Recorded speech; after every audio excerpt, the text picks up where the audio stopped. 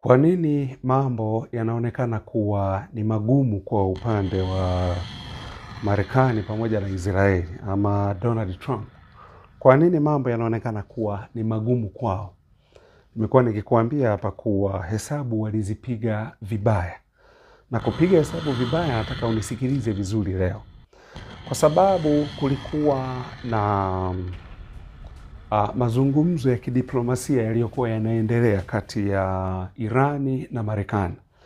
Huku yakiwa sio mazungumzo ya moja kwa moja, lakini yakawa yanawakilishwa na wawakilishi ambao upande wa Irani alikuwa ni Abbas Araghchi, waziri wa mambo ya nje, lakini upande wa Marekani basi alikuwa ni Steve Witkoff, huyu ambaye ni msuluhishi wa masuala ya migogoro ya hii Mashariki ya Kati, lakini pamoja na mkwe wa Donald Trump ambaye anajulikana kama Jared Kushner. Kwa hiyo wakati mazungumzo ni pale ya kufanya kazi, wakaenda Geneva, awamu ya kwanza ya kufanya kazi, awamu ya pili wako kwenye mazungumzo. Ndio unaambiwa simu ilipigwa na waziri mkuu wa Israeli Benjamin Netanyahu kupiga simu kumpigia Donald Trump. Na Benjamin Netanyahu akampa taarifa za kijasusi Donald Trump. Hiyo ilikuwa ni siku ya Jumatatu ile iliyopita ile, kuwa kutakuwa na mkutano wa viongozi wakuu watakaokaa siku ya Jumamosi asubuhi. Na huu mkutano utafanyikia kwenye ofisi ambayo ni ofisi ya kiongozi mkuu wa Irani Ayatollah Saidi al-Khamenei. Kwa hiyo mkutano utafanyikia hapo na kwa hii naona ni nafasi nzuri. Haya ni maneno ya waziri mkuu wa Israeli Benjamin Netanyahu ambaye alimpigia simu Donald Trump. Sasa ikabidi waangalie, kwa sababu hizo zilikuwa ni taarifa za kijasusi. Wasema Marekani pia ikabidi kudouble check, wakagundua kuwa kweli kutakuwa na huo mkutano utakaofanyika hiyo siku. Kwa hiyo tunafanyaje sasa? Hapa inabidi Donald Trump atoe order. Sasa hesabu za Trump zilikuwa ni kwamba kama akimuua kiongozi mkuu wa Iran Ayatollah Saidi al-Khamenei, akimuua basi kila kitu kitakuwa kimebadilika. Maana ni mbinu ambayo waliitumia upande wa Venezuela, nafikiri mnakumbuka. Kwa sababu baada ya kumkamata Maduro na kumuondoa, akabakia yule mwanamama Delcy Rodriguez ambaye Donald Trump amesema sasa hivi anaenda vizuri na anafuata script vizuri, na tayari wameshaanza kuchota mafuta kutoka kule Venezuela. Kwa hiyo wakajua mbinu hiyo pia itafanya kazi upande wa Iran, kwa maana kuwa ukimuondoa supreme leader ambaye ni Ayatollah Khamenei, tayari utakuwa umewaweka hawa kwenye line na watakubali waje kwenye mazungumzo. Ukumbuke Donald Trump anayataka sana mafuta ya Iran. Ulikumbuke hilo. Na Wajemi na wao pia ni wanaume jamani, tuwapongeze, kwa sababu kukaa kwenye vikwazo muda mrefu hivyo, umewekewa vikwazo kwa muda mrefu zaidi, alafu bado unaweza ukatengeneza midude kama hii anayotengeneza Iran. Huyu jamani, hebu tukubaliane, huyu Wajemi hawa ni wanaume. Kwa hiyo okay, ndivyo yako. Kwa hiyo hii ilikuwa ni hesabu sasa ya nani? Ya Donald Trump. Na ndio maana unaambiwa kuwa Donald Trump amefuata kile ambacho Israeli alikitaka au alimuamuru akifanye, kwenda kuivamia Iran.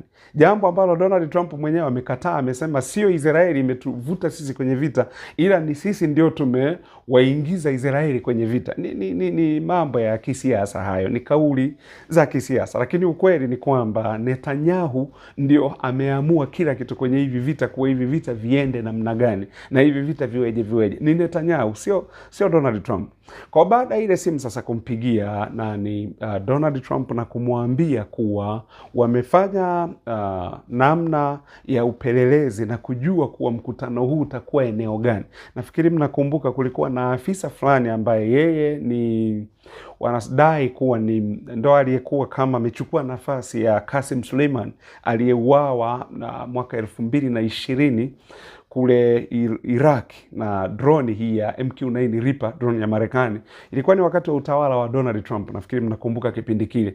Sasa huyu bwana Mr. Khan yeye ndo alikuwa amechukua hayo madaraka, lakini wakadai kuwa huyu ndiye msaliti, ambaye msaliti huyu ndio aliuza taarifa za hiki kikao, kwa sababu wale wasingejua hiki kikao kinakaliwa namna gani. Maana yake lazima kuwe na msaliti kutoka kwenye jeshi ambalo ni jeshi la IRGC, jeshi la kimapinduzi la Kiislamu la pale Iran. Kwa hiyo wakadai kuwa ni huyu, na kuna taarifa sasa hivi zinatembea kuwa huyu bwana alishanyongwa na wafuasi wake kwa sababu ya kuuza taarifa. Kwa hiyo ndivyo hivyo. Kwa vyovyote iwavyo, lakini ukweli ni kuwa Israeli walipata taarifa za kijasusi kuhusiana na mkutano utakaofanyika kwenye ofisi ya ya kiongozi mkuu huyu wa kidini Ayatollah al-Khamenei, ambaye kwa sasa ni marehemu, kuwa na viongozi wengi wa ngazi za juu watakuwepo pale. Kwa hiyo wakajua ukiua hawa tayari hii serikali ya Irani utakuwa umeishika mkononi. Kama nilivyokuambia kuwa akaamua Trump kutumia njia alizozitumia pale Venezuela. Sasa Venezuela lile ni taifa dhaifu lile. Umeona, si kama Irani, sio kama Wajemi. Ndio maana hawakutegemea. Ndio maana unaona hata hawa watu wa Ulaya hawaingii hapo tena. NATO hawaingii. Nimekuambia kuhusiana na bomu au kombora ambalo Irani amelipiga upande wa Uturuki, na mifumo ya ulinzi ya NATO intercept lile kombora, ikazuia, na wakajua kabisa hili ni kombora limetokea Iran.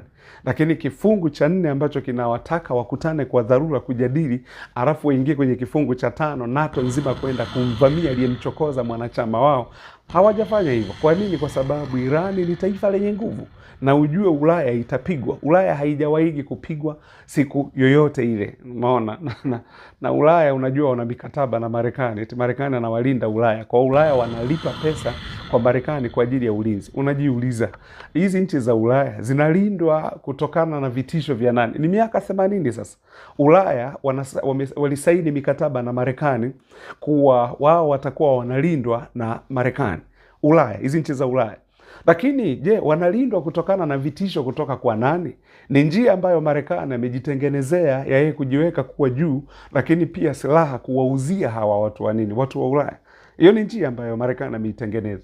Yaani hilo ndio ukweli namna ulivyo, ndugu zangu. Hata mtu akatae au mtu afanye, lakini ndio ukweli wenyewe. Wamejitengenezea njia ya kupiga pesa, kwa sababu 80% ya silaha zilizoko Ulaya wanazinunua kutoka Marekani. Kwa wamejitengenezea mfumo huo. Na kwenye hivi vita sasa hivi vinavyoendelea, nafikiri ndio Marekani anakuwa exposed na Irani, kwa maana kuwa hakuna ulinzi wowote ambao Marekani anawapatia. Kwa sababu kama Marekani mwenyewe ameondoa silaha zake hapo Mashariki ya Kati kuzipeleka upande wa Cyprus na kuwaacha washirika wake ambao aliwaaminisha kwa 100% kuwa atawalinda, na bado midude inaingia pale, nafikiri unaweza kaona kwa namna hiyo. Kwa hiyo nirudi pale.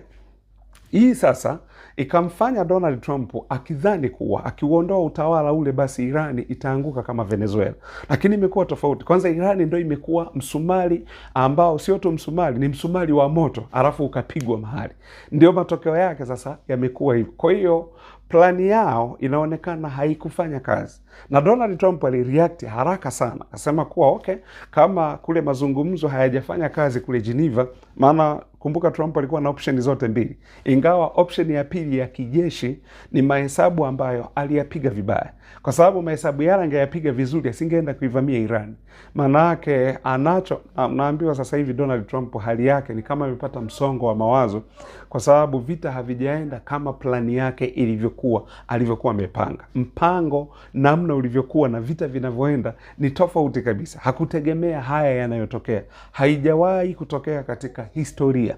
Haijawahi kutokea. Yaani taifa likavimba na Marekani na washirika wake, piga kambi zote za kijeshi na mambo kama hayo. Na hao washirika wanaona tayari huyu Marekani amechukua mifumo ya ulinzi, ameenda kuiweka pale Israeli, na bado makombora ya Irani yanapenya. Wameanza kulalamika. Irani anapiga maeneo ambayo sio maeneo yanayotakiwa kupigwa. Kumbuka yeye kule Irani anashambulia hospitali, anashambulia shule. Tumeona shule moja hapo watoto 170 wanafunzi, watoto wa kike. shule ya watoto wa kike ilikuwa inawafundisha, wote wameuawa na Iran. Alafu na Israeli, shambulio la Israeli. Alafu Israeli analalamika Irani anapiga maeneo ambayo hayaruhusiwi. Kwa wewe upige alafu mimi nisipige. Yaani iweje? Wamepanic kwa sababu hawakutegemea. Yaani ndio maana nimekuambia Trump alijua tu watapiga tu mara moja alafu. Na Irani mpaka sasa unaambiwa wao wanasema wametumia silaha zile za version ya zamani. Bado hawajatumia makombora ya kisasa. Itakuwaje wakiamua kutumia makombora ya kisasa? Itakuwa namna gani? Sasa fuatana na mimi kwenye uchambuzi mwingine utakaofuata. Asanteni sana wanaokuwa Mwafrika. Tunawashukuru kwa kuendelea kutufuatilia. Tumejikita kuwapa taarifa na maarifa kuhusu kile ambacho kinaendelea huko. Kwa kumalizia, Marekani hawawezi kuingia pale Irani kupeleka jeshi la ardhini. Wanajua watachinjwa wote, pamoja na Israeli na wao hawawezi wakapeleka jeshi, wanajua wote watachinjwa. Wameamua kuwatumia Wakurdi wanaoipinga serikali ya Irani ili wao ndo waingie pale kwenda kupambana na jeshi la Irani, jeshi la mapinduzi ya Kiislamu la Irani, waende wakapambane nao. Wakurdi na wao wasivyokuwa na akili, eti wanawasikiliza wa Marekani pamoja na Israeli wapewe silaha waingie kwenda kupambana. Watachinjwa wote hao. Alafu hawana akili, hawapigi hata hesabu. Kama Marekani ameshindwa kulinda washirika wake muhimu kama Katari, kama Saudi Arabia, kama Kuwait, Jordan, ameshindwa kuwalinda hao Syria, Iraq kule makombora yanaingia tu, droni zinapiga tu. Ameshindwa kuwalinda, atawalinda hawa Wakurdi. Kwa akili kichwani hawana. Ndio maana kabla Ayatollah hajafariki alisema kuwa Marekani inajidai na uchungu na raia wa Irani. Si kweli. Si kweli hata kidogo. Kwa hiyo ndivyo hivyo Waarabu, lakini unajua ni wanafiki. Waarabu wanafiki mno. Na hii yote ni kwa sababu mikataba inafanya nini? Inawabana. Mikataba waliosainiana na Marekani. Mikataba ya Marekani kuwalinda. Sijui anawalinda na nani. Yaani Marekani unajua ni tapeli. Ana mikataba ya kitapeli ujue. Amesaini mikataba na Waarabu ya kuwalinda. Alafu makombora ya Irani yanapita tu. Amesaini mikataba na Ulaya ya kuwalinda. Anawalinda dhidi ya nani? Irani akitaka kupiga Ulaya anaipiga vizuri tu. Kwa hiyo ana makombora na midude pale. Kwa hiyo ndio mambo namna yalivyo. Asanteni wanaokuwa Mwafrika. Nawashukuru.